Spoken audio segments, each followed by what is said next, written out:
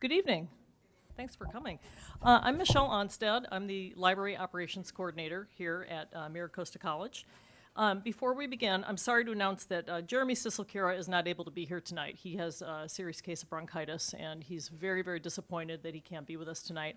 However, his mom, Chantal, has brought his presentation, which she'll be delivering, which she had pre-recorded.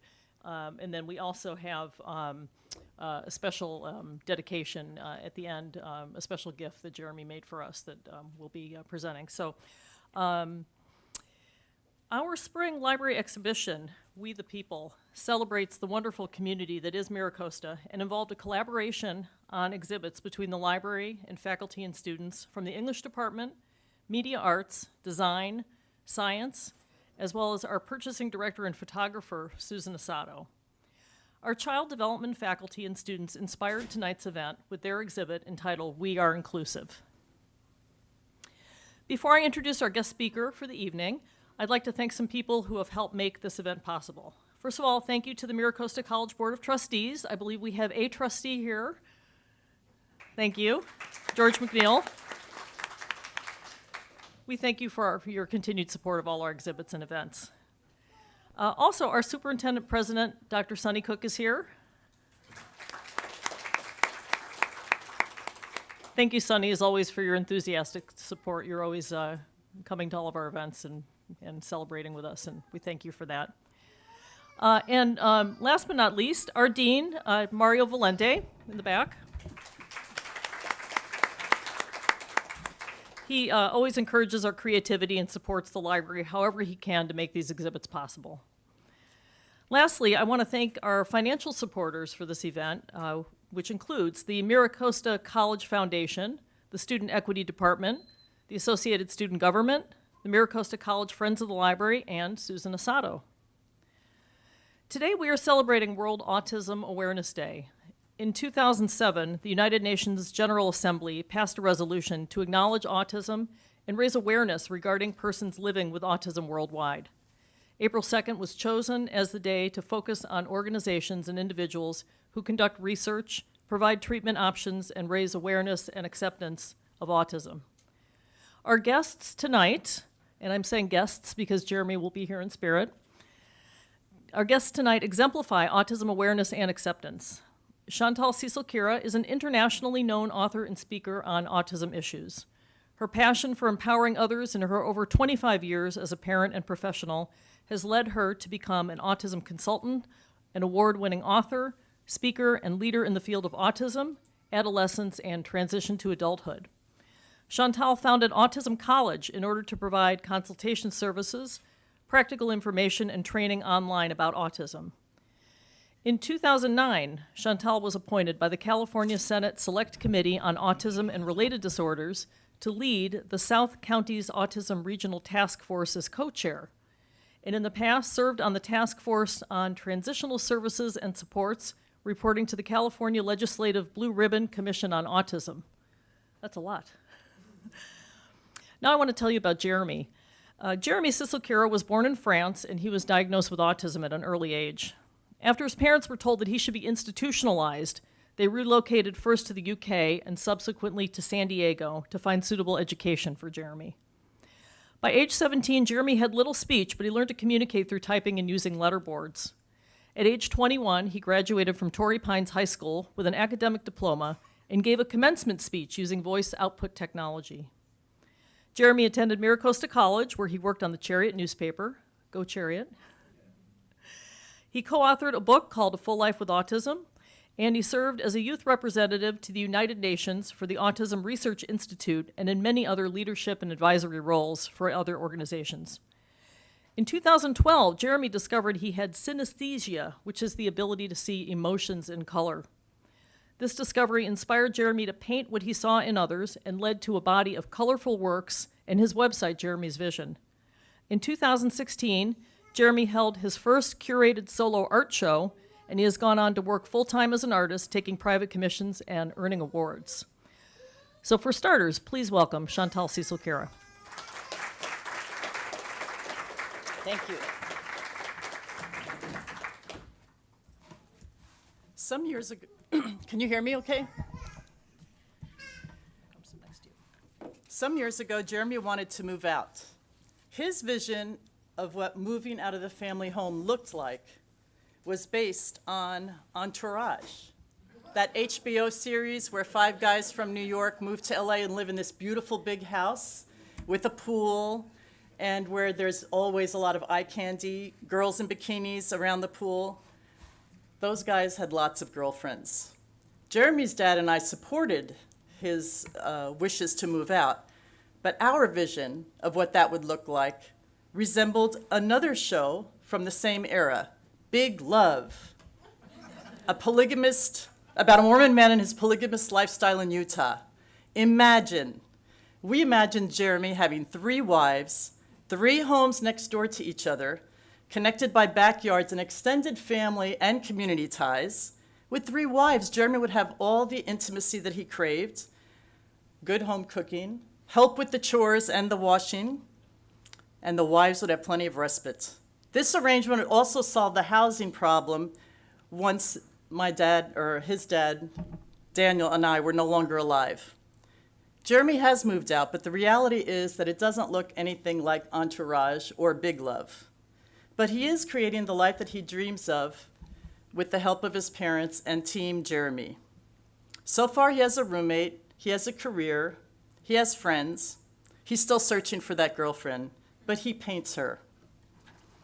In fact, considering the prognosis that he was given when little, Jeremy's accomplishments are nothing short of a miracle. Usually telling Jeremy's story takes me a good hour and a half, but the essence can be summarized up in these 3 sentences by Jeremy. I have to tell everyone that getting out of the darkness was not a miracle. It was a team effort of lots of work over a long period of time. The real reason for my success is frankly that my mom got good people to work with me and professionals who believed in me. The end. Basically, that's the story. But it would be unfair to leave you with the impression that getting Jeremy the education he needed was that easy for me, or that Jeremy hasn't worked really hard to become the person he is today. In the next half hour, I'm going to share some of the details about Jeremy's earlier life and education before MiraCosta. And then with Jeremy's iPad, you're going to hear from his voice output what he has written about his time at MiraCosta, which he thoroughly enjoyed, and also his painting career. So it's going to be somewhat like the Reader's Digest condensed version Instagram feed of Jeremy's early life. This is what it looks like. So Jeremy was born in 1989. And as a baby, he never reached any normal neurotypical developments. He didn't roll over until 9 months, and he only did it once. He never sat up straight. He couldn't put his arms out to catch himself if he fell over. I talked to the pediatrician. The pediatrician said, "Oh, wait and see, boys are slower than girls." A chance encounter with another parent leads us to a physical therapist, Paul. And twice a week, I take Jeremy to see Paul, and Paul moves Jeremy through his exercises. And every day, I go home and I do the same. And then one day, Jeremy takes his first step. He is in the living room sitting on this rug, this beautiful Persian rug with a beautiful pattern. And he reaches up, puts his hands on the coffee table, and pulls himself up and takes a step. Doesn't come to Dad, doesn't come to me. He doesn't even see us. He's looking at the floor. And he starts walking around and following the patterns on the rug. So I'm suspecting autism. When he is 3, we decide to get genetic testing done, hoping for some kind of diagnosis. Because I figure if you have a diagnosis, being the American that I am, if you have a problem and you know what to name it, then you know what to do about it. So the diagnostician tells us that Jeremy has an extra chromosome, points out the abnormalities that Jeremy has and will have. He is severely autistic. Even though I had expected to hear that he had some autism, I was still pretty shocked. And I'm looking around in my purse for my pen to write down, to take notes, because I'm thinking, I'm in shock, I'm not going to remember anything. But I can't find my pen. The doctor leans over and she hands me a box of pencils. And while I'm pulling the pencil out, she says, "This box came from an institution for the mentally retarded. The patients there package these pencils, and if you're lucky, you will find a good institution too. like this one, and he will have something productive to do. Little did that diagnostician know that when I was in California, before moving to France, my job was teaching functional living skills to young adults at Fairview State Hospital, a state hospital for the developmentally disabled up in Orange County. It was following the passage of the Lanterman Act in the late 1970s, which gave people with developmental disabilities civil rights in California and the right to live and work in their own community. So obviously, if I helped people get out of an institution, I really wasn't thinking about putting my son in one. And we did find an institution for my son, a good one, the United Nations, but I'm getting ahead of myself here. Jeremy likes to summarize his educational experience as the following. My education has been varied between homeschooling, classrooms for the severely handicapped, and general education classes. My mom took me out of classrooms when there was neglect or abuse. Basically, if it was not for my nice mom and great teachers, my life would not be worth living. They believed in me, and that has made the biggest impact more than the type of teaching methods used. So now, here I am in France, and I'm armed with a diagnosis. So I decide to seek more help from the professionals in France. And that's how I find out that in France, in 1989, the only treatment on offer for autism was psychoanalysis. Because at that time, autism was not covered, was not thought of as a developmental disability as it was in the rest of the civilized world. It was still considered a mental illness. Therefore, he was not protected under the childhood handicapping laws, and he had to be treated as if he were mentally ill, which meant psychoanalysis. Okay, so when in Rome, do as the Romans, right? After a few sessions of psychoanalysis, it is decided that my son suffered separation issues from breastfeeding. This, the analyst gleaned from watching Jeremy spin 2 round salt and pepper shakers, which reminded him of my breasts, and chased after the one he lost after it fell and rolled under the couch. I'm not kidding here. You can't make this stuff up. And of course, my husband was with me at this meeting, and I was so glad because he had refused to come with me for the first 2 meetings. And I'm sitting there thinking, because we're both from New York, this is like a Woody Allen movie. And I'm thinking, I am not looking at my husband, because if I look at him, I'm just going to crack up laughing. Because obviously, with my experience with autism, I knew that this was ridiculous. And it really upset me because I thought, what about the parents who don't know better, right?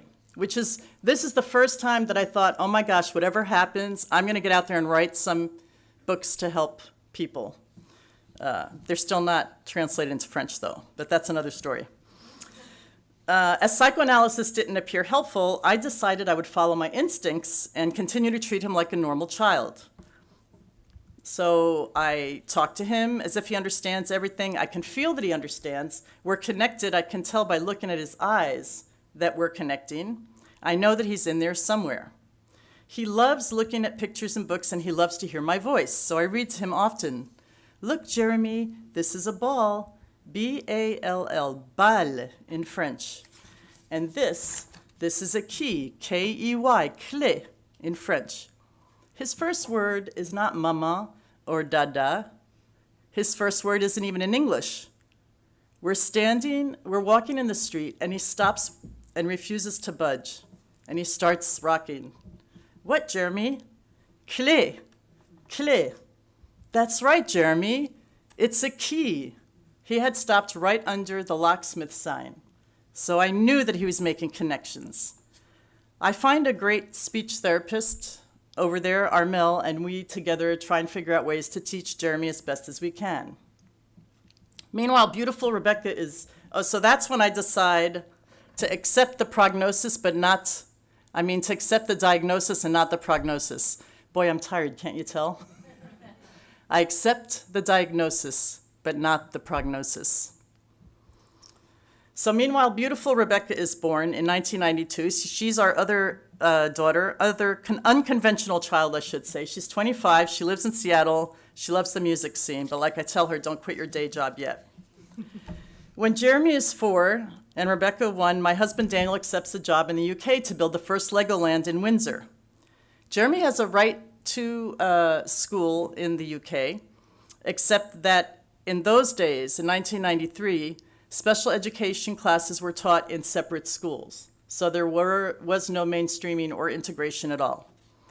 But I'm really happy because he's now going to be in an educational environment. But while volunteering in his school one day, I see what I considered to be abusive treatment to one girl in particular. Remember, I worked in a state hospital, so it takes a lot to get me, thinking about things like that. And I brought it up to the headmaster, who told me it was none of my business and told me if I wasn't happy, I could report it to the county director, which I happened to be meeting the next day because I was helping the local autism community with some educational hopes of having a resource room at a regular school. And so I did bring it up to him. They both offered for Jeremy to be moved to a different classroom, but they didn't feel comfortable. I didn't feel comfortable with that because they never gave any indication as what they were going to do about the situation with the girl. So I took him out and I didn't put him back. And that was another pivotal moment when I realized that not only was I going to have to be his teacher, his mother, I was going to be his teacher more and more going on. I thought that was just temporarily while we were finding a solution. And I was going to have to be an advocate, or as an NPR radio show host once introduced me as, chief strategist and leader of the troops. So, and parents, whether you have neurotypical kids or not, you know that's what your jobs are, right? When your kids are growing up. So I'm going to have to figure out how to teach him. Another family and I started a Lovas Home program based on applied behavior analysis. And Jeremy learned many skills. One of those skills he learned was how to see letters. And what do I mean by that? Because of the fact that I was doing a lot of the teaching myself, I realized that he wasn't able to see. In other words, he was matching things that were color, like he could match cars together and he could match fruit together, but he couldn't match a black on white letter to the same black on white letter. And I knew it wasn't non-compliance because he seemed happy to be doing it. And so years later, so I did this technique with him, which I'm going to explain to you now. And years later, when Jeremy was able to type, he explained to me that I actually was teaching him how to see. He said everything was patterns. I could see the lines on a very tiny spot of a book cover that my mom seemed not to notice. You see how the spots make up a letter? I could see the letters. I could not see the letters until my mom got the idea to make transparencies for me. I then lined up the letters and I had to learn to look at the whole letter instead of the lines of black ink that made up the letter. Because looking at letters was then very easy, I could learn to read. When I could read the letters, I read all the letters at once because I had the idea that I could. Pages were then like my own best friend because I could see familiar patterns. I liked patterns and the letters formed patterns that had meaning. My mom read to me and showed me the words, greatly helping me give meaning to the patterns. You have to remember that Jeremy was born a long time ago. He's 29. So back then we didn't know very much about sensory processing and vision processing challenges and auditory processing challenges. It's things that we've known more about in recent years. So anyway, it's really interesting years later that I can have Jeremy's opinion on what worked or didn't work or why, because I could tell when something worked, but I didn't know why. So over the years, I pick therapies and, getting ahead of myself, I pick therapies and teaching techniques based on what the challenges Jeremy's having, what behaviors he is exhibiting, how he appears to be learning. Because one thing about behaviors is all behavior is communication. There's nothing that's really autistic behavior. You know, when you hear that people are stemming or hitting their heads on the wall, it's not because they're autistic. It's their way of communicating something is wrong. I also read what I can in terms of possible research or case studies. Remember, this is before the internet. At the beginning and afterwards, once the internet is up, why then every Tom, Dick, and Harry is putting things on websites telling you, what saved their child. So you really have to be astute at looking carefully at what's out there. And then I also introduce only one at a time and take data so I would know what was helpful. But most importantly, I pay attention to whether or not there's a connection between Jeremy and the therapist giving treatment, if there is another therapist. So a lot of it has to do with using mother's intuition. And then Legoland transfers my husband to California, to Carlsbad, to build Legoland #2. My husband's sitting right over here. And this is the state where originally we came from, which I was really happy about because I knew that in the state of California, in the United States, we have laws. Enacted in 1975 and still in rigor is IDEA, the Individuals with Disabilities Education Act, and it's a federal mandate, which means that it must be provided, and it entitles students to a free and appropriate public education, so that's called FAPE, in the least restrictive environment. And sometimes you hear arguments from parents and school districts or whatever, and the arguments are usually about what is appropriate, because that's a big word, appropriate. And what is appropriate for one person may not be for the other. So basically, and least restrictive environment, that's why you can see mainstreaming and inclusion. I know you have a developmental center too, where that happens. So a student's plan, which includes the free and appropriate public education and a least restrictive environment, are recorded in an IEP, which is an Individualized Education Program. The child's placement is typically determined by an annual assessment based on the child's IEP. And it's as close in proximity of the child's home as possible. It's not always possible, but they try. The school is required to develop and implement an IEP that meets the standards of federal and state educational agencies. So Jeremy starts school, and Jeremy has some great and caring educators, but he also has some really difficult years. Unfortunately, we had to file for due process twice, and I didn't file because I was in disagreement, say, with the number of hours of something or other. But the first time, the classroom fell apart when a really good teacher left to open up a private business or work somewhere else. And then there was just a bunch of different substitute teachers that came in, and Jeremy started really regressing and coming home with signs of neglect in the sense of coming home in wet clothes. And the class just fell apart. You know, people started pulling, one school district pulled out their 3 children, and so that just left Jeremy and 2 others, and it really became a problem. So we pulled him out and filed for due process. And the second time was when Jeremy came home from rug burns given to him front and back by an inexperienced OT straight out of school. And she had done a technique on him that you usually do with little kids, and he was a middle schooler by then. She had pulled him on rug, not realizing that there wasn't padding, and his shirt had come up. So she had given him rug burns back and front and hadn't realized it. Now, I went back and asked the school district to provide just a few hours of consultation with an experienced person, with an OT who had experience with that age group, thinking she's fresh out of school, she's going to be happy to say yes. And she said no, that she didn't need to have any more training, that she'd learned everything she needed to know, verbatim. She was 24. So I thought, okay. So that I filed due process just to get an OT that had experience. And it was kind of silly because it ends up costing the school district a lot more money. And I had thought, well, if she has a few more hours with somebody, it's going to benefit the whole classroom. So anyway, that was it. But the rest of the time, we ran into people that were really trying to do their best with Jeremy. Okay, but you may be wondering, because it sounds pretty tiring, all this that I had to go through, where did I pick up all the skills that I needed to be the parent of a child not like the others? And where did I find the nerve to advocate for my child and the resiliency to keep going on? My upbringing. This is my mom taking me for a walk. This is my dad and some of my siblings. It's my family, not like the others. Mama and Papa were French immigrants, and we were never allowed to forget that as they raised us on Staten Island in New York. For example, my mother takes me and my siblings shopping with her by bus. We have no car. Oh, I love this supermarché. Oh, we are lucky today. Some days I come and there is nothing, but today very good. Here, help me. We're at the checkout.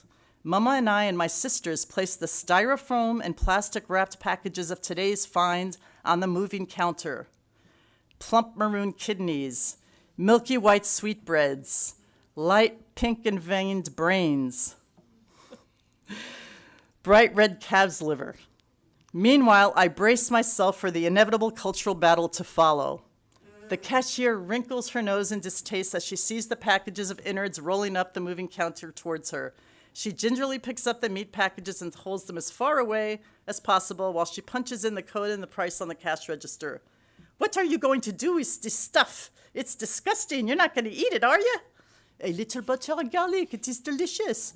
You make your children eat this? Really? It's revolting. I wouldn't feed it to a dog. In France, it is a delicacy. In the best restaurants, you pay lots of money for this. You don't know what is good. Foreigners. Mama pulls out her cash to pay. Shh, soyez gentil. On n'en a pas pour longtemps. Hey, lady, you're in America now. You should speak English to your children. What? And how many languages can you speak? One? You are stupid. My children, they can speak 2 languages. Huh. Chantal, say something in French so this lady can see how smart you are. Meanwhile, I try to disappear, to become invisible. I don't like sticking out, but we do everywhere we go. We are 5 girls and 1 boy, and Mama makes all the girls' clothes out of the same bulk of material she buys at discount price. It's impossible to disappear when there are 5 of us dressed in bright pink woolen dresses. The wool is thick and knobby and scratchy like the green backing of a Scotch sponge. And the line of customers is getting longer and longer.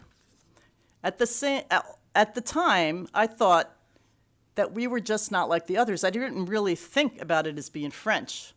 We were considered different everywhere we went, which, by the way, is great training for being a parent of a child with autism.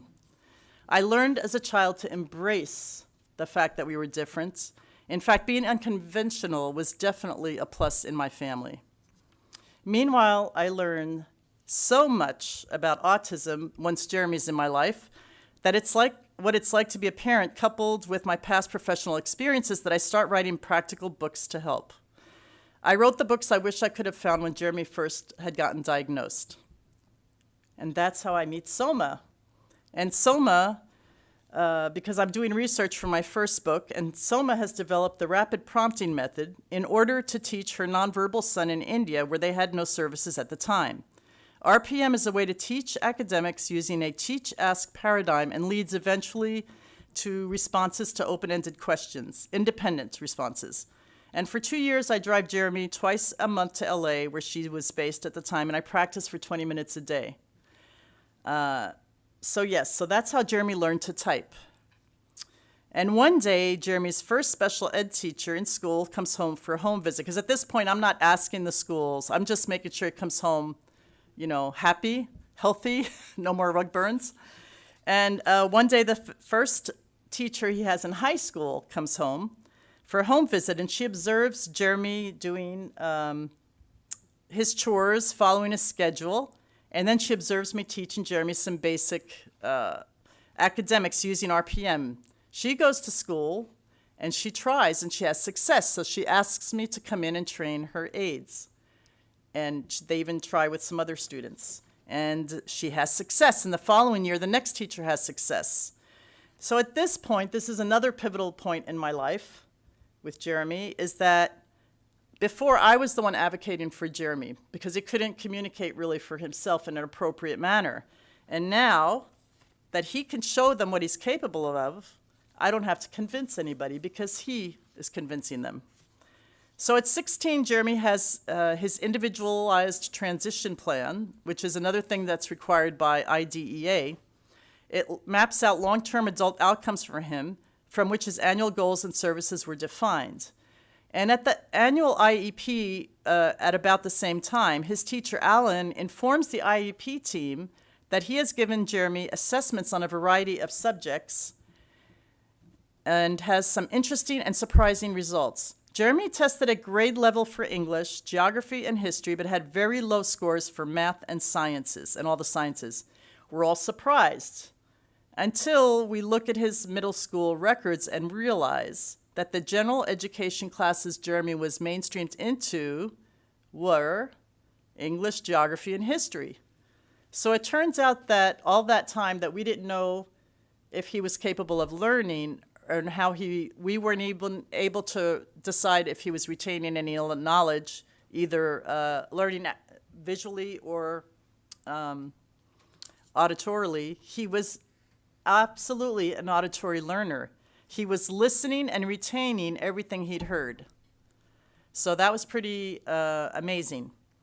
And at the time, the reason why he was able to take mainstream classes is, again, remember the least restrictive environment? Since Jeremy was able to sit calmly, I was able to discuss with the teacher and the school about the possibility for Jeremy sitting in classes based on the social goals. You know, because in public, you have to learn to sit and wait.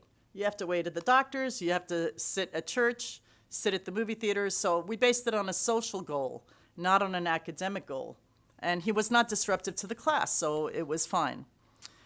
So soon after that, Jeremy has a mix of academic and life skills curriculum.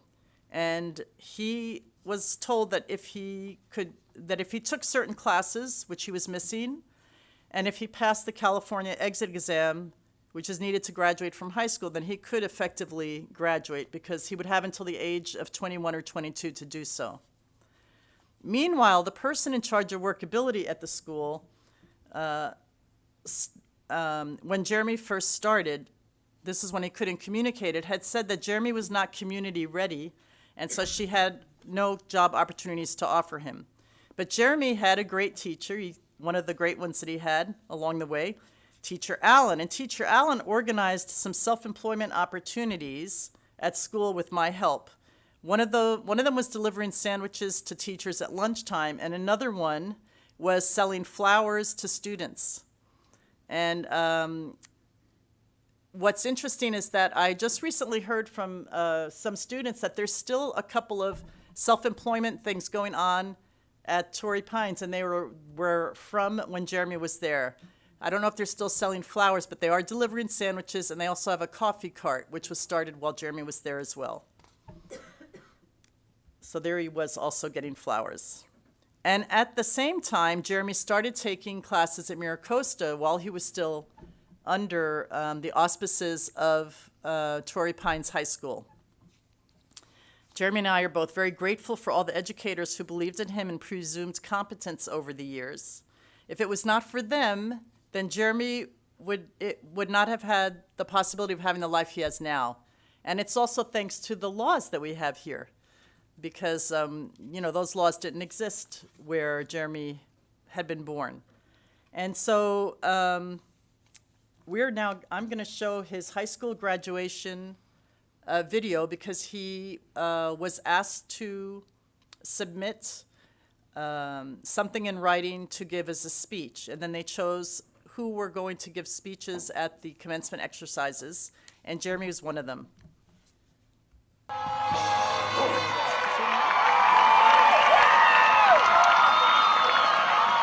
Hello everyone, my name is Taylor Rippey. I'm senior class secretary this year.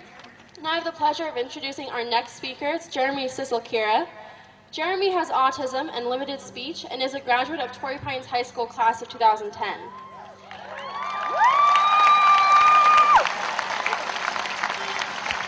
He plans to attend Miracosta College and study communication and journalism. Jeremy types or points to letters on a letterboard to communicate.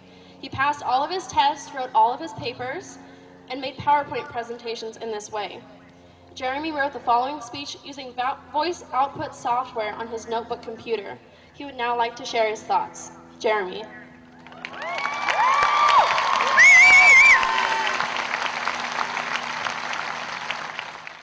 I have spent 7 years at Torrey Pines High School. 3 years ago, I walked the graduation ceremony. Today I walk the same path, in the same cap and gown, but I have now earned my academic diploma. My education at Torrey Pines has been my greatest achievement. I was once diagnosed autistic and severely retarded. When I arrived at Torrey Pines, I could not communicate, and I spent my days in a class for the severely handicapped. Now I am going to college. I am writing a book about my life. I have become an inspiration nationally to many parents and educators of children with autism. My story is like Helen Keller's The Deaf, Mute, and Blind Girl. Helen Keller had a teacher, and Sullivan, who taught her and took her out of isolation. My first great teacher was my mom, then the high school teachers. My favorite story about Torrey Pines is when my teacher, Alan Gustafson, realized for the very first time that I understood everything. He was really trying to learn how to communicate with me. He said, "Jeremy, I know you are in there somewhere. I can't know what you are capable of unless you tell me." I looked at him and saw tears in his eyes. I really wanted to make him happy. My nice teacher continued to try and reach me. He said, "Give me a sign." I looked at him and spelled with him for the first time. Great teacher Alan was so happy. The teachers here gave me good advice on more than just the subjects they taught. They understood that I might be different on the outside, but that on the inside I was just like any other student. Other important people include the ladies in the administration building, who always said hi to me and told me they were happy to see me. My speech teacher, Dr. Palmer, was nice, even if she tried to convince me to become a Republican. An exciting memory from this campus is when an MTV camera crew followed me around campus for the show, True Life I Have Autism. I would like to thank Bruce Cochran, Director of Pupil Services, for the chance he took and the faith he had in me. I would like to thank the administrators, the school staff, the educators, including Maureen and Janine, for allowing my voice to be heard. Without you, my life would still be imprisoned in darkness. Nicely, I wish I had made more friends from my years here. Being autistic, that is the hardest part. It is important to include all students in general education classes so they can be with their peers. When Helen Keller grew up, she graduated from college, became an author and an advocate for people with disabilities. I hope to do the same.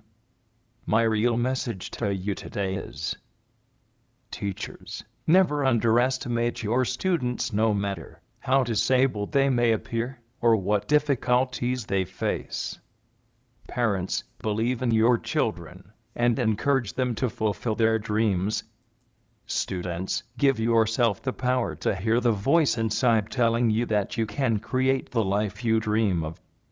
Believe in yourself and never allow anyone to discourage you. Jeremy Sissel-Kira. Brian Roberts. Adam Herman.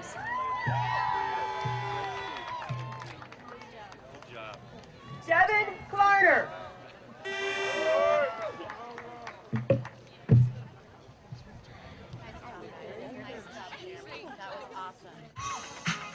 Hello. What up, guys? Let's have a little bit of fun. Oh, yeah. Get up. Don't be shy. It's fine. Work it, guys. Mr. Copo, don't be shy. Yeah, so that was a very exciting time for Jeremy. And usually I always talk just about the positive things. That's what I'm known about. I do trainings all around the country. But then I started getting emails and comments from people like that. I guess they must have thought I made it look so easy, because they were like, "Oh, well, your child just, how did, just like that. He learned how to type, and just like that." And I realized, no, it takes more than that. And I don't want to discourage parents either, because then parents were thinking, wow, she makes it sound so really easy. Why am I having such a tough time? But actually, we do remember only the positives, because that's what, everybody has challenges. So you just focus on the positive and you move forward. And Jeremy really likes to tell his story, because he hopes that this will help people understand more about people like him who are unable to speak for themselves. And he really enjoyed his time at Miracosta College. They were really important semesters for him, and he's so upset that he couldn't be here tonight. But I told him that possibly when the painting gets hung, he can come up to see where it's hanging. So I'm going to, what? We're going to go to Jeremy's presentation We're going to go to now? Jeremy's Okay. presentation. So his presentation is probably about 15 minutes long, and then I'm going to show you slides of his work. Okay, you want the Word document then, right? Yes. Hello, my name is Jeremy Sisalkira, and I am an artist. I used to be a student at Miracosna College. I wrote a book called A Full Life with Autism to help others with autism prepare for real life as an adult. Advocacy and awareness is very important to me. I have served as a youth representative to the United Nations for the Autism Research Institute, an NGO. I was also a youth leader for the Autistic Global Initiative, and I served as a youth advisor to the California Employment Consortium for Youth. In a few minutes I will tell you about and show you my painting, but right now I just want to share with you a bit about my experience at Miracosna College. My experiences at Miracosna with my disabled student services counselor, Connie Wilbur, and the professors were positive, because my counselor Connie understood my challenges as well as my abilities. Luckily, my school district and my parents prepared me by having me learn what my accommodation needs were, and had me practice self-advocacy skills. Connie was very helpful with guiding me in choosing classes and professors who were experienced working with accommodations. Learning to self-advocate while in high school was important because I knew that in college I would not be allowed to have my mom advocate for me. I had to be able to communicate to my DSPS counselor what the accommodations I needed were. I had to learn to type effectively and quickly in order to finish proctored tests within the extended time frame allowed. My most crucial support at Miracosna was my trained communication partner, that is paraprofessional aid or support person, who was provided first by my high school district while I was still a student at Torrey Pines High School, then by adult services provided by Regional Center after I graduated from high school. Having a paraprofessional aide trained in inclusion and how to best support me as a communication partner was crucial to my success. Autism is a spectrum, which means it impacts people in different ways. I have challenges with my motor planning and my sensory overwhelm. Just like some people in wheelchairs need someone to push them, I need someone to help me navigate from place to place, and physical assistance with setting up my communication devices. My communication support partners are necessary because I need help with using my letterboard, iPads, and keyboard. Having the right kind of support staff is necessary for me to continue to have success in life. Communication is extremely difficult for a student with autism. A DSPS counselor or professor may not understand how an invisible disability, such as Asperger's syndrome or high-functioning autism, can create challenges in learning or testing in certain ways. My friend John has high-functioning autism and is very verbal, but he had a hard time communicating his needs in a way that counselors and professors could understand. If the professor does not know about the difficulties of autism, a student like John has a hard time explaining that although he's smart, he needs certain accommodations. Sensory motor issues can make handwriting very difficult, or may create overwhelm in this student when there are pop quizzes. At Miracosna, I was a staff writer for the college newspaper, The Chariot. Writing for The Chariot gave me the opportunity to share my experiences. Jane Derrick, the Chariot advisor, always made me feel welcome. I wrote some feature articles about how autism affects my life. I have to say I enjoyed the school newspaper staff meetings because they were related to my love of writing. The other writers and editors were very accepting of me. They tried to include me in discussions, which was not always easy because my typing is slow. I enjoyed taking the intercultural communications class. I learned about other countries' cultures. But it also helped me learn about the difference between neurotypical and autistic communication. Truly, we are all the same, but truly different in the way we experience the world around us. At Mira Costa, I liked the small group discussions in classes because I could hear opinions from my peers. The nice thing was that we could learn from each other. The other classmates benefited from hearing the point of view of a non-neurotypical person. I could tell that my peers' views about me truly changed when they heard what I had to say. The nice students dearly could not tell I was smart until they saw me write on my iPad. Truly the most important thing to know is that students with autism are both different and the same as neurotypical students. I truly think we are different in a special way because I believe we can feel more intensely so many emotions and sensory input. Yet we are the same because we nicely want to have relationships with people and to frankly have fun. After a few semesters at Mira Costa, I discovered that I had a gift for painting, and I have been painting ever since. I may be different from you because of the way I communicate, but I am also different because I have synesthesia, which means that the part of my brain that controls the senses, sight, hearing, touch, smell and taste, are wired differently. About 10% of all people have this. Many famous musicians have this, and when they play or listen to music they see colors. Greatly color is evident in everything to me. I greatly see colors around everything that is alive. I see color in all specks of dust, and in the specks of dots that make up the letters in people's names. Every name has a beautiful color. I determine the color of people's names by their character and by their personality. I also use the colors to see the type of person they are in regards to their lifestyle choices. About 6 years ago I told my mom I was painting colorful portraits of people in my dreams. Then one night I dreamt I had a great art show of my paintings.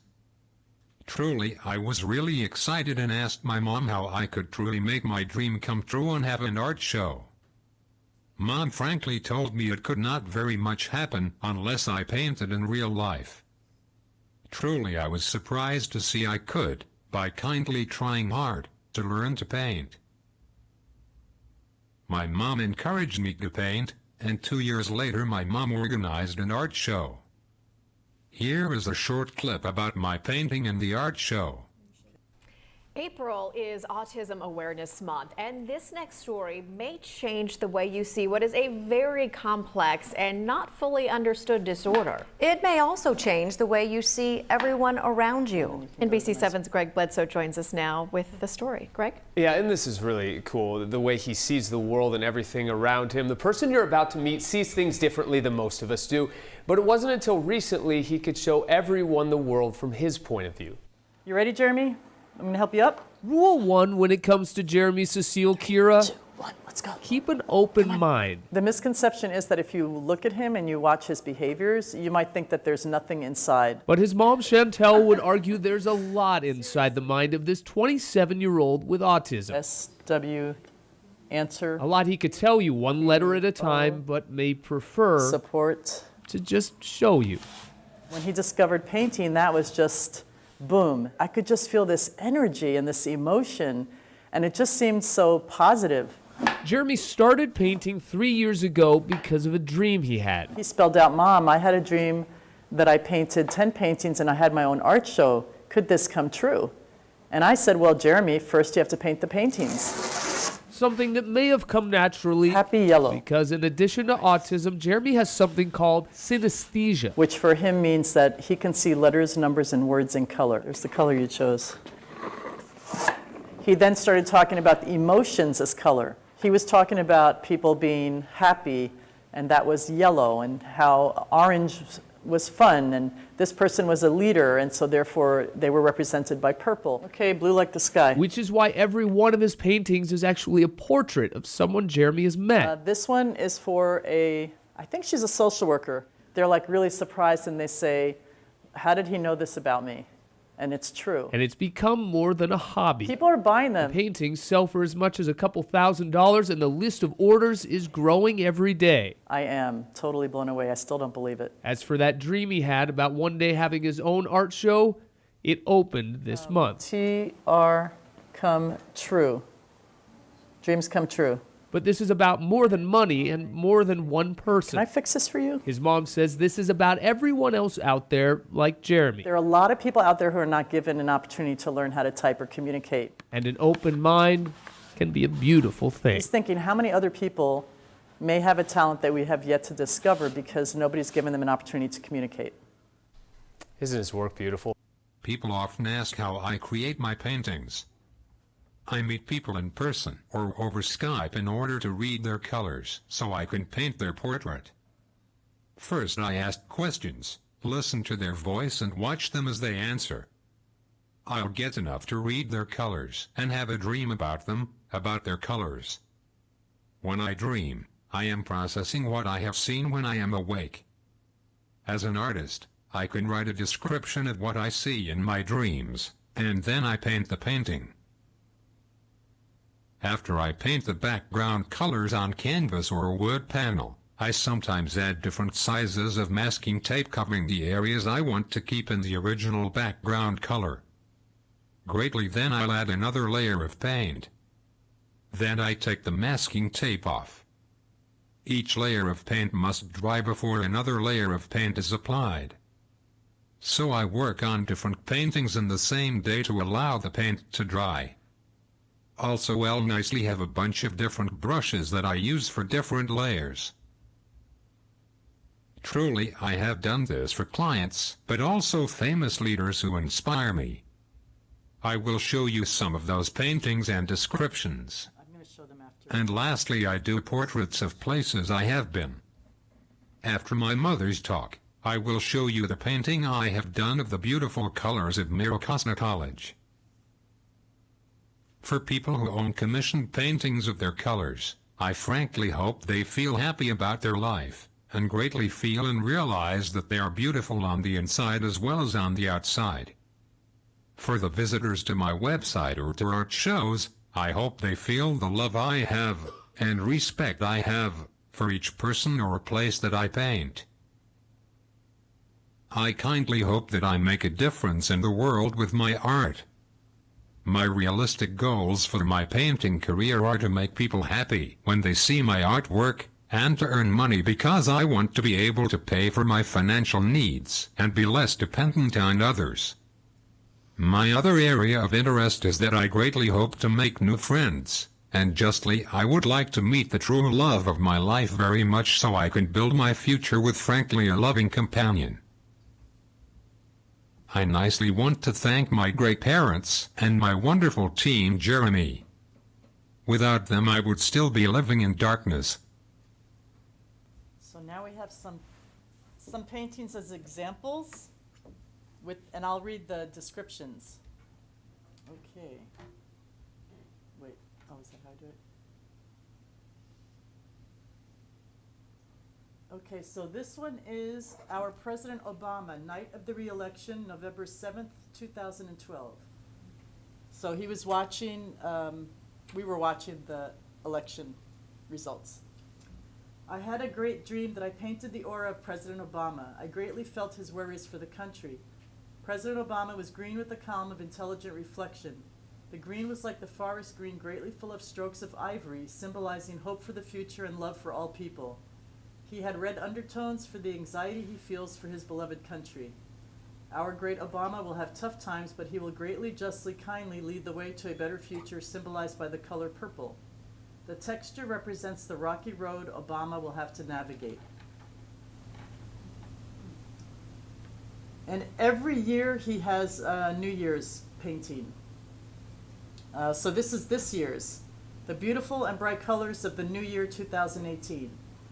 Greatly, truly, I have high hopes for the new year, represented by white. There will be a radical turn of events for the better, represented by turquoise. Greatly, there is purple for the new leadership roles needed to be had by many for nice change to happen.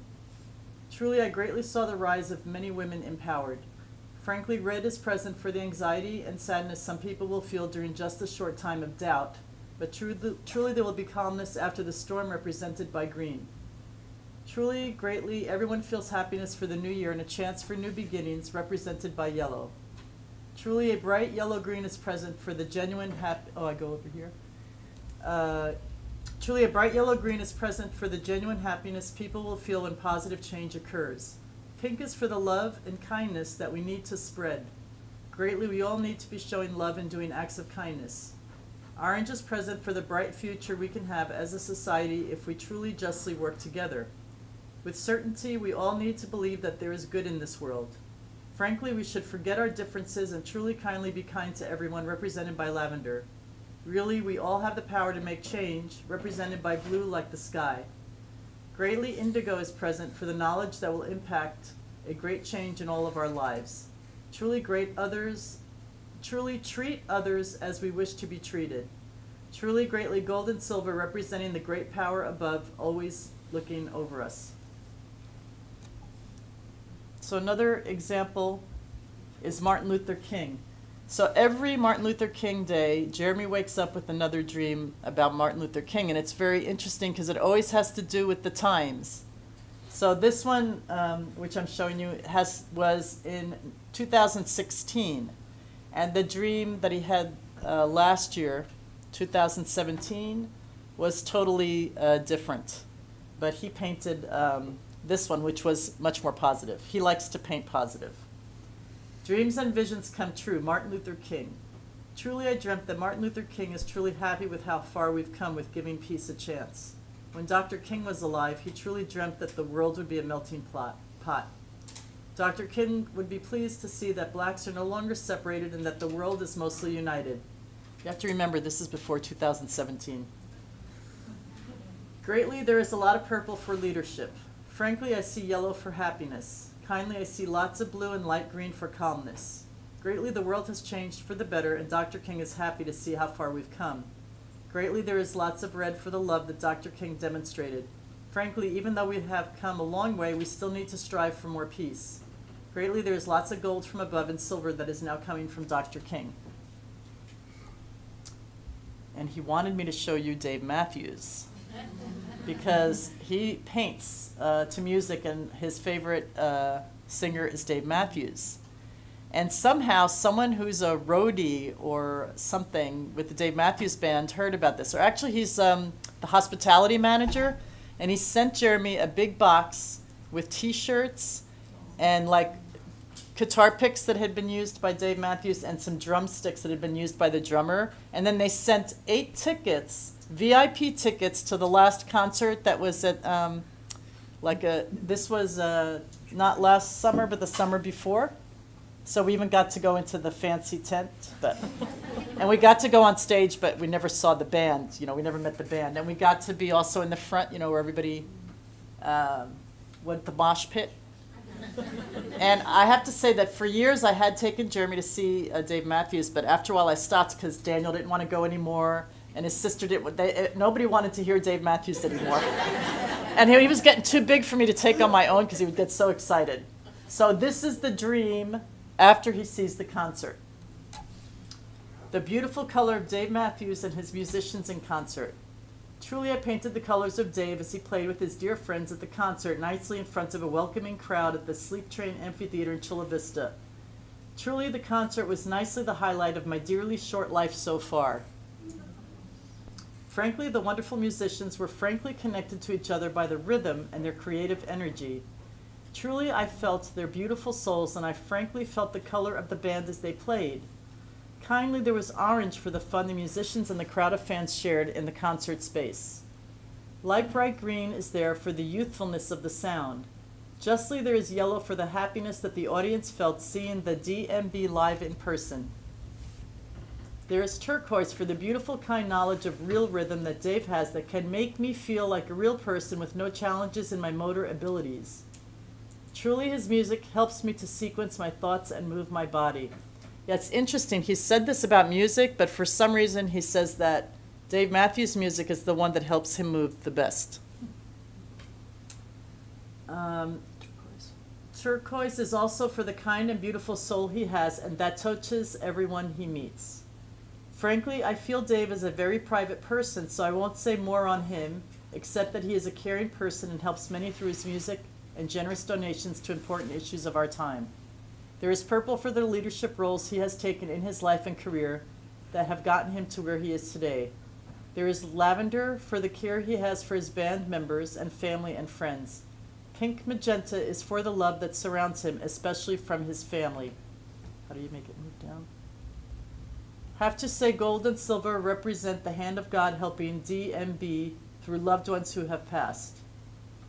And in fact, when I questioned Jeremy about that, he mentioned, don't know his name, but the other band member who had recently passed last year, who played, I think, the trumpet or what was his name?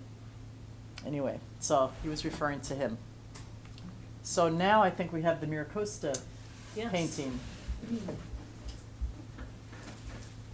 I don't know how to turn this off, so I'll just close it. Can we lift the screen up?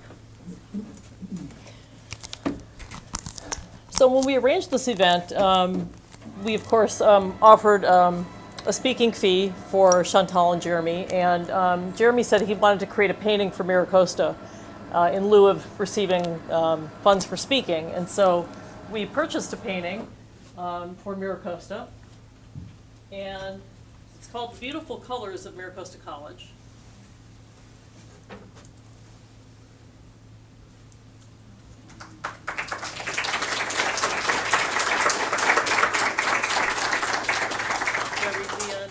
Oh, yeah. Okay. The beautiful colors of Miracosta College. Greatly I dreamt I painted the wonderful colors of Miracosta College. Truly there is orange for the bright future that the students have. Really, Miracosta College has many different opportunities and programs to offer nicely to all kinds of students and individuals represented by turquoise. Dearly yellow is present for the happiness students bring to the children of their Child Development Center. There is nicely white all throughout the painting, representing the hope of all students and staff for the success in all they do in and outside of the school.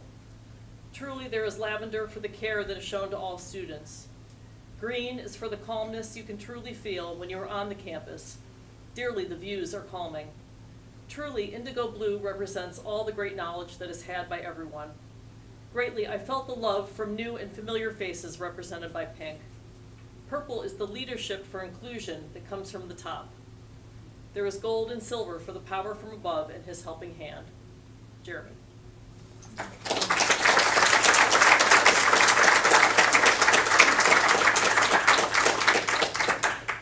So we'd like to hang this painting in the library at the San Elijo campus where Jeremy attended classes. And we'll arrange for that, and the plaque will be on the wall. And I think Jeremy would like to come see it once it's up. He was upset he couldn't be here today. Yeah.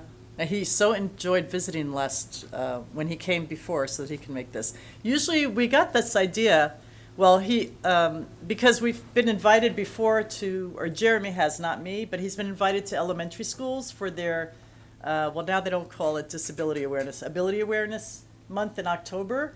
And so they would say, what speaking fee? And I would say, well, Jeremy, he just speaks to the community for free. But if you want a painting, and they're like, oh yeah, we want a painting. So he wouldn't go to the school first. He would just do his talk and feel it then. And then later on he would deliver it. But when we were speaking with Michelle talked about coming first. I thought, well, that's a smarter idea. And in fact, then that's what we started doing. In fact, he's so sick he's had to cancel. He has a school he was supposed to go to tomorrow. So, and he hasn't even finished that painting because he had finished the Miracosta one, but he hadn't finished the other one. He hasn't been able to, he's been sick for 3 weeks now. We thought he would be finished, and he isn't. So Jeremy came to campus on a Friday with one of his support staff from Team Jeremy, and we went and saw the Chariot having an editorial meeting, and he got to see Jane DeRoche, and then we went to visit Connie Wilbur and DSPS, he walked around the campus, he saw the exhibits in the library, and this is what inspired him to make the painting. And I actually emailed with a former instructor that he had in communications, I can't remember his name off the top of my head right now. But Is that the intercultural communications class? Yeah, you remember Jeremy after all these years and, said what a great time he had having Jeremy in class. And so Jeremy was glad to hear that. And then Stanley from the Chariot wrote a fantastic article on Jeremy and did an interview with Jeremy over email, and it's a great experience. And, Didn't you meet him in person too? Yeah. Yeah. I meet him at Starbucks. Oh, Yeah. you did? Okay, Yeah. that's great, that's great. We do have some time if there's any questions. Chantal said she'd be happy to answer questions. Also, if you had any questions for Jeremy, you could email those To me. to I can Chantal give you, as well, and we can send those to Jeremy and then get a response back or to you can, if you don't want to email, you can always write it. I have some cards here, but you must write your email intelligently. Not intelligently, this is another word. Legibly. Hey, you can tell I'm bilingual, right? That means I get to speak 2 languages badly. Does anybody want cards? Or do you just want me to tell you my email? I'll tell you my email. Cecile Kira without the hyphen, SICILEKIREA.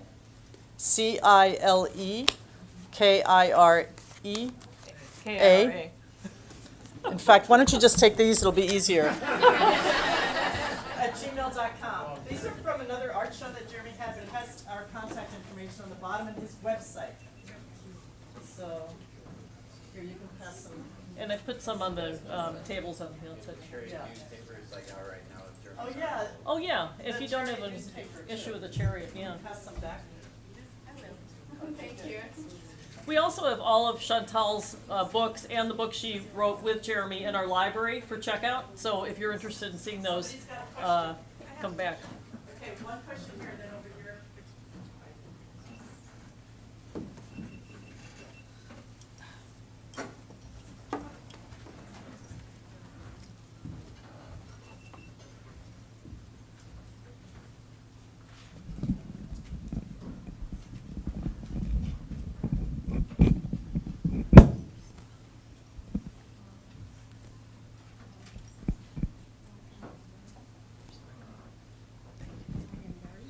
I am married. I am Barry. Oh, I am Barry.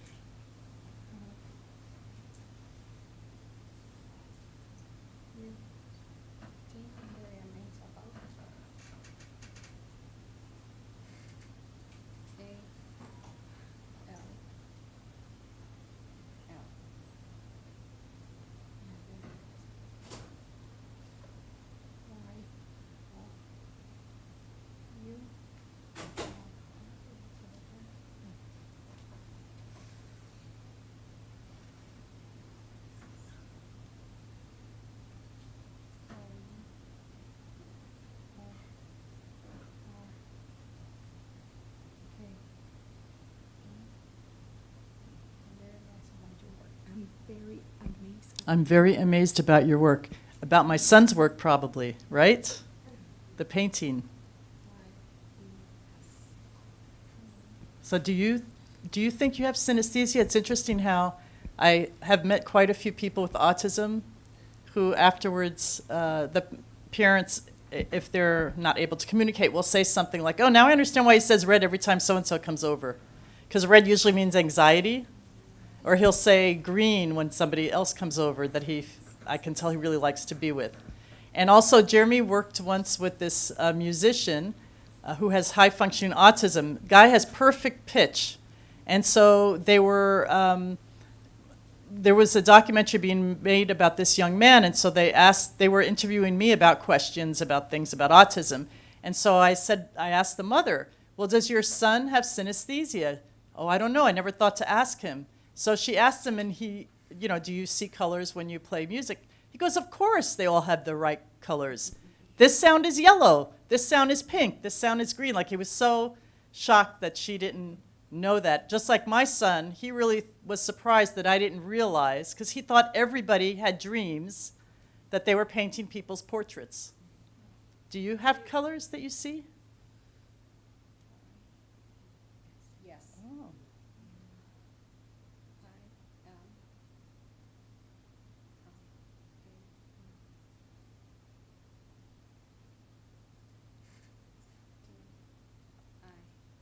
I am autistic. I am H U M A N. I am human. Yeah, that's great typing. Where did you learn?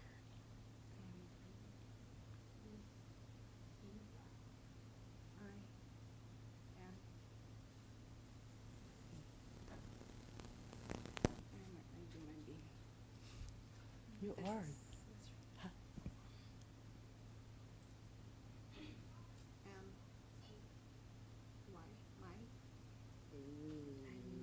My name is, I know it's a lot.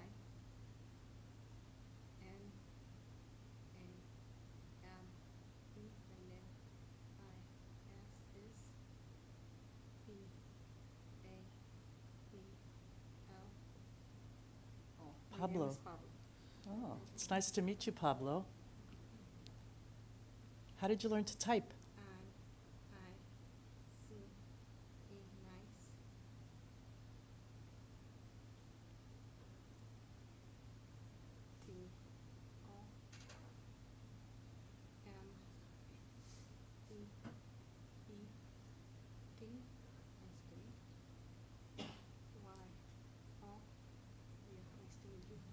Oh, it's very nice to meet you.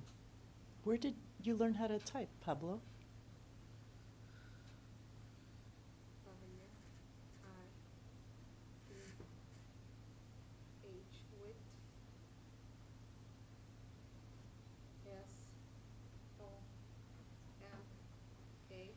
With Soma too? Oh, that's amazing.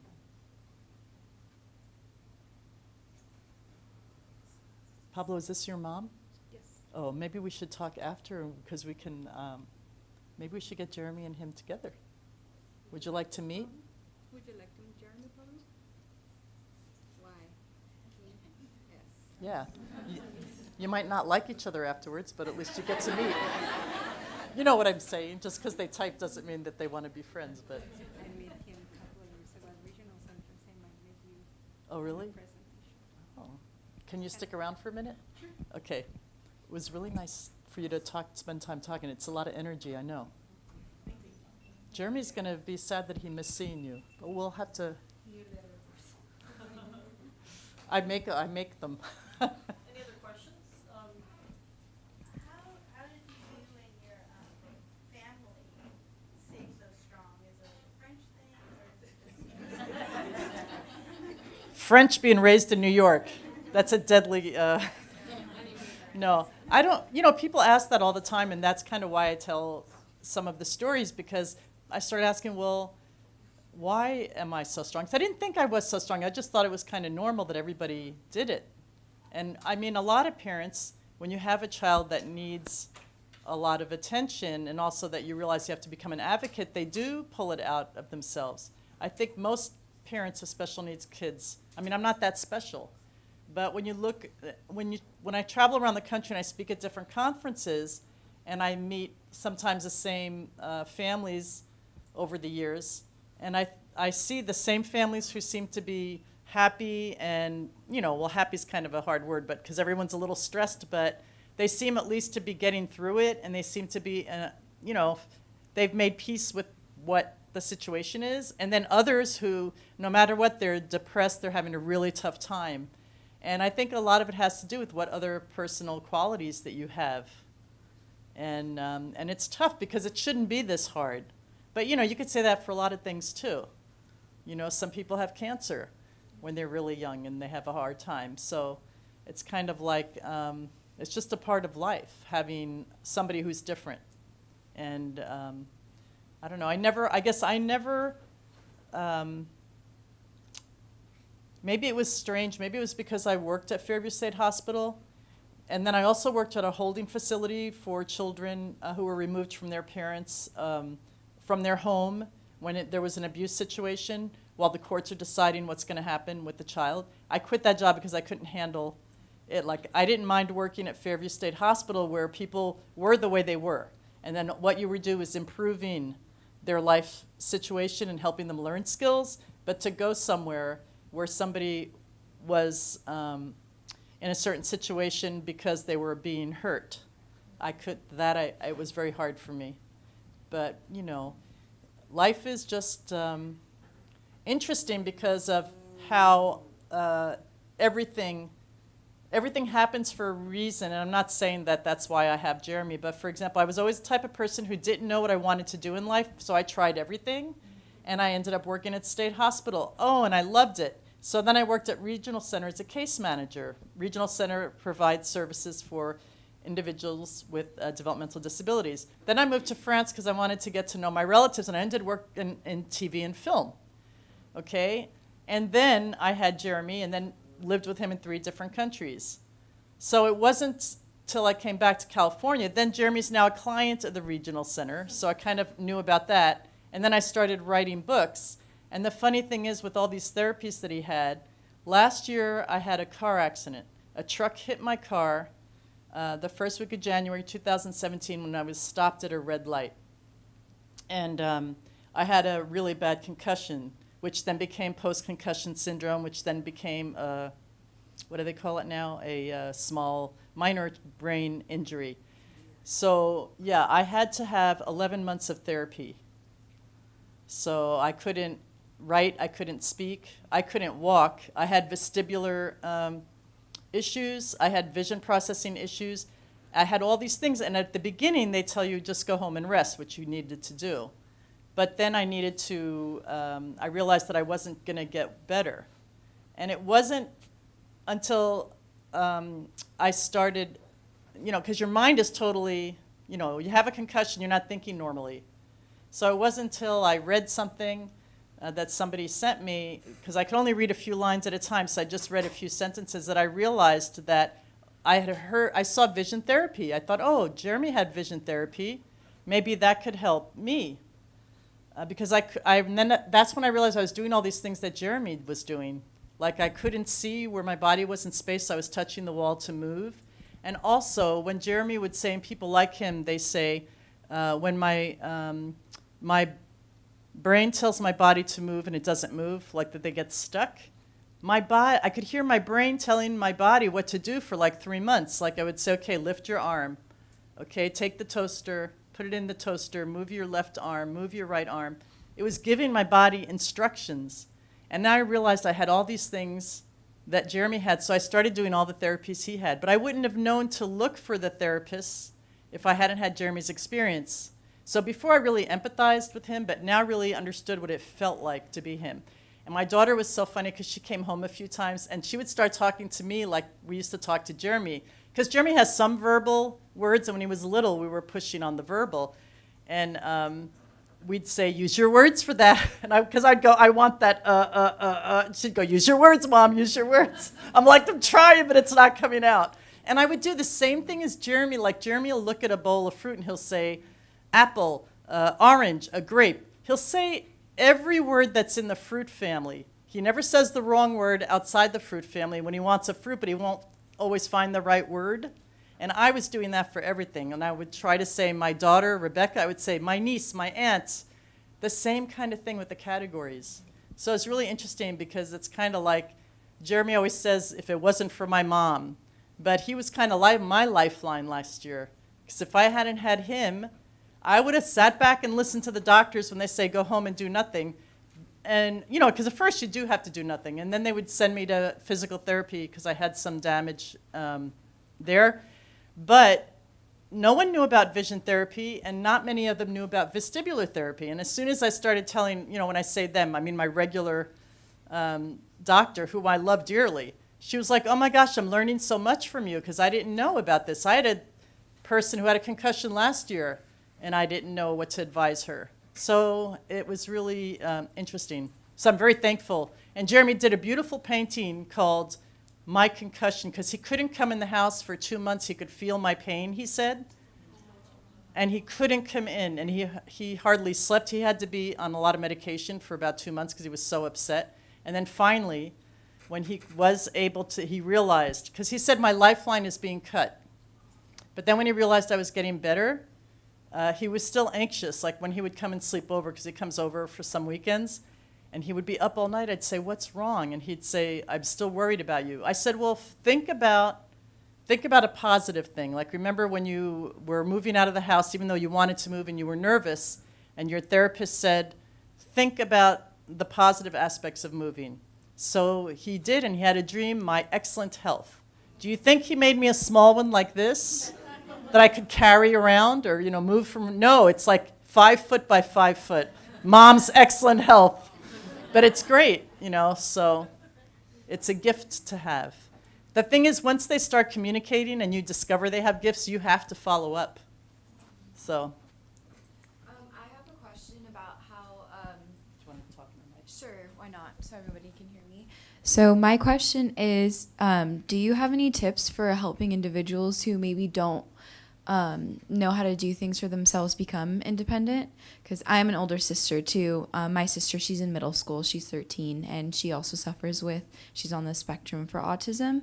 And so she doesn't really know how to wash her face. She needs assistance with things like brushing her teeth. And obviously as a family, we want her to be in a place of independence. So do you have any tips for that? Yeah, that's a really good question, and it really depends on the individual. So first, it's about figuring out why the person's having difficulties. So for someone like my son, it's a motor reason. Yet I know another person, for example, her son could take a shower independently, but he never washed his hair. And they couldn't figure out what it was. Was it that the soap smelled, bothered them? Was it that they just forgot? So, they'd put up a schedule, but putting up a schedule didn't help because he wasn't forgetting. Turns out that the water was too harsh on his hair, on his head, so then they gave him a sponge so he could just sponge it. But for someone like Jeremy who has physical challenges, like if I asked him, he could type out exactly what he needs to do, but he can't. It's as if he has a little bit of cerebral palsy, even though he doesn't. So we had to teach him, for example, to reheat food in the microwave. That's how he independently cooks. We had to break it down into very small steps. And first he just learned how to open. And then he learned how to open and then pick something else and put it in. Then he had to learn how to open, you chained it together. And it's the same thing with all those things. We had pictures for brushing your teeth. And actually he could do most of the steps, but he never really brushed his teeth. Why? Because it hurts him too much to brush his teeth. He has a lot of sensitivities in his teeth. But that's how we taught him all the other things. It was a lot of one step at a time. And usually you work backwards. They call it backward chaining. So like with the microwave, the last thing we showed him to do was to turn it on to heat it up, because then he could, open the door and eat, because that was rewarding. So then we had to add another step each time. But he could reheat things in the microwave, because every time he came home from school, he loved eating something warm. The problem is that when he changed microwaves, we'd have to reteach him that. Yeah, so I don't know if that's helpful. It all depends on why they're having a problem.